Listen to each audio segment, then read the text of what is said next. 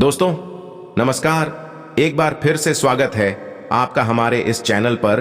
कार्तिक मास के शुक्ल पक्ष की एकादशी तिथि को देवउठनी एकादशी का पर्व मनाया जाता है। इस दिन मंदिरों और घरों में देवों को जगाया जाता है और लक्ष्मी नारायण की पूजा अर्चना की जाती है।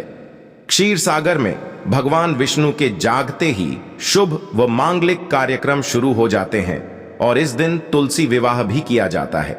इस दिन चावल के आटे से घरों में चौक बनाया जाता है और गन्ने का मंडप बनाकर श्री हरि की पूजा अर्चना की जाती है। इस दिन तुलसी के पौधे का दान करने का बहुत उत्तम बताया गया है। देवउठनी एकादशी इस साल 2023 में 23 नवंबर 2023 को देवउठनी एकादशी है। ये एकादशी कार्तिक माह के शुक्ल पक्ष में आती है। माना जाता है कि इस दिन श्री हरि विष्णु 5 माह के बाद शयन काल से जागते हैं और उनके उठने के बाद सभी मांगलिक कार्य शुरू हो जाते हैं। इस दिन रात में शालिग्राम जी और तुलसी माता का विवाह होता है। इतना शुभ दिन होने की वजह से विवाह के लिए भी ये दिन बहुत शुभ माना जाता है। इसे मनाने की परंपरा भी अलग अलग इलाकों में भिन्न है, लिए हम जानते हैं इस दिन थाली और सूप को गन्ने से क्यों बजाया जाता है, इसके पीछे की मान्यता क्या है। थाली या सूप बजाकर जगाते हैं देव को। हिंदू धर्म में मान्यता है कि 4 माह देवता सोते हैं, इस दौरान मांगलिक कार्य नहीं होते। देवशयनी एकादशी से शुरू ये चतुर्मास देवउठनी एकादशी पर आकर संपन्न होता है। इस दिन पश्चिमी यूपी और राजस्थान के इलाकों में चौक और गेरू से पूजा स्थल के पास तरह तरह के डिजाइन बनाए जाते हैं। इनमें गाय भैंस के पैर, कॉपी किताब, देवी देवता, फूल पत्ती के डिजाइन शामिल होते हैं। साथ ही दीवार पर भगवान की तस्वीर बनाई जाती है और उनके सामने थाली या सूप बजाकर और गीत गाकर देवताओं को जगाया जाता है। थाली बजाते हुए गीत गाते हैं, उठो देव बैठो देव, अंगुरिया चटकाओ देव। मान्यता है कि थाली या सूप बजाकर देवों को जगाने से घर में सुख शांति बनी रहती है और मनोकामना पूरी होती है।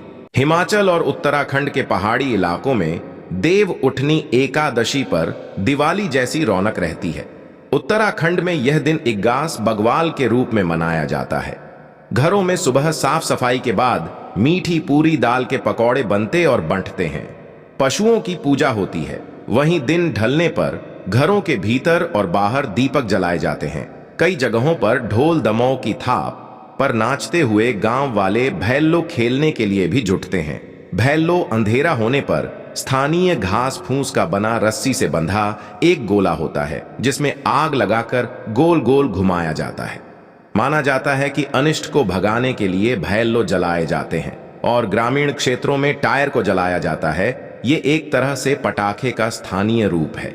गढ़वाल की नागपुर पट्टी के तहत बैंजी गांव में तो इस दिन समुद्र मंथन, वासुकी नाग और देवासुर संग्राम का प्रतीकात्मक मंचन भी किया जाता है और यूपी में यह दिन पवित्र और शुभ मुहूर्त का दिन माना गया है। इस दिन ग्रामीण इलाकों में रात के समय सूप को गन्ने से बजाकर भगवान को जगाया जाता है और उनसे यह प्रार्थना की जाती है कि ईश्वर आप आइए और हमारे घर के दरिद्र को दूर करिए। इसीलिए गांव में यह इस दिन की कहावत है, ईश्वर आए दरिद्र जाएं, देव दीपावली, यानी देवताओं की दीपावली। प्रत्येक वर्ष कार्तिक माह की पूर्णिमा तिथि पर देव दीपावली मनाई जाती है। हिंदू धर्म में दिवाली की तरह देव दीपावली का भी बहुत ज्यादा महत्व है। इस त्योहार को भी दीपों का त्योहार कहा जाता है। देव दीपावली का यह पावन पर्व दिवाली के ठीक 15 दिन बाद मनाया जाता है। यह पर्व मुख्य रूप से काशी में गंगा नदी के तट पर मनाया जाता है। मान्यता है कि इस दिन देवता काशी की पवित्र भूमि पर उतरते हैं और दिवाली मनाते हैं। देवों की इस दिवाली पर वाराणसी के घाटों को मिट्टी के दियों से सजाया जाता है।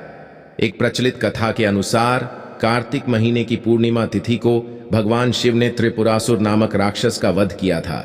त्रिपुरासुर के आतंक से मुक्त होने की खुशी में सभी देवताओं ने काशी में अनेकों दीप जलाकर उत्सव मनाया था।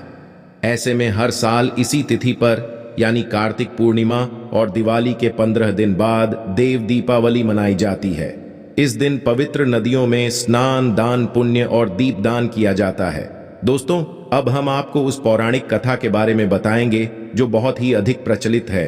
आपने अभी तक हमारा YouTube चैनल सब्सक्राइब नहीं किया है तो कृपया सब्सक्राइब कर लें और कमेंट बॉक्स में ओम नमः शिवाय लिख देना, जिससे भगवान शिव की कृपा आप पर बनी रहेगी। आइए जानते हैं देवउठनी एकादशी व्रत कथा के बारे में। एक समय एक राजा था। उसके राज्य में सभी एकादशी का व्रत करते थे। एकादशी के दिन पूरे राज्य में किसी को अन्न नहीं दिया जाता था। एक दिन एक व्यक्ति नौकरी मांगने के उद्देश्य से राजा के दरबार में आया। उसकी बातें सुनने के बाद राजा ने कहा कि नौकरी तो मिल जाएगी, लेकिन एकादशी के दिन अन्न नहीं दिया जाएगा। नौकर मिलने की खुशी में उस व्यक्ति ने राजा की बात मान ली। एकादशी का व्रत आया, सभी व्रत थे। उसने भी फलाहार किया, लेकिन भूख नहीं मिटी। वह राजा के पास अन्न मांगने गया। उसने राजा से कहा कि फलाहार से उनकी भूख नहीं मिटी है, वह भूखों मर जाएगा, उसे खाने के लिए अन्न दिया जाए। इस पर राजा ने अपनी शर्त वाली बात दोहराई। उस व्यक्ति ने कहा कि वह भूख से मर जाएगा, उसे अन्न जरूरी है। तब राजा ने उसे भोजन के लिए आटा, दाल, चावल दिलवा दिया। वह नदी किनारे स्नान किया और भोजन बनाया। उसने भोजन निकाला और भगवान को निमंत्रण दिया। तब भगवान विष्णु वहां आए और भोजन किए, फिर चले गए। वह भी अपने काम में लग गया। फिर दूसरे मास की एकादशी आई। इस बार उसने अधिक अनाज मांगा। राजा ने कारण पूछा तो उसने बताया कि पिछली बार भगवान भोजन कर लिए, इससे वह भूखा रह गया। इतने अनाज से दोनों का पेट नहीं भरता। राजा चकित थे। उनको उस व्यक्ति की बात पर विश्वास नहीं हुआ। तब वह राजा को अपने साथ लेकर गया। उसने स्नान करके भोजन बनाया और भगवान को निमंत्रण दिया, लेकिन इस बार भगवान नहीं आए। वह शाम तक भगवान का इंतजार करता रहा। राजा पेड़ के पीछे छिपकर सब देख रहे थे। अंत में उसने कहा कि हे भगवान, यदि आप भोजन करने नहीं आएंगे तो नदी में कूदकर जान दे देगा। भगवान के न आने पर उस नदी की ओर जाने लग। तब भगवान प्रकट हुए। उन्होंने भोजन किया। फिर उस पर भगवत कृपा हुई और वह प्रभु के साथ उनके धाम चला गया। राजा को ज्ञान हो गया कि भगवान को भक्ति का आडंबर नहीं चाहिए। वे सच्ची भावना से प्रसन्न होते हैं और दर्शन देते हैं। इसके बाद से राजा भी सच्चे मन से एकादशी का व्रत करने लगे। अंतिम समय में उनको भी स्वर्ग की प्राप्ति हो गई। दोस्तों, वीडियो के अंत तक बने रहने के लिए बहुत बहुत धन्यवाद। जय श्री राम, जय हनुमान।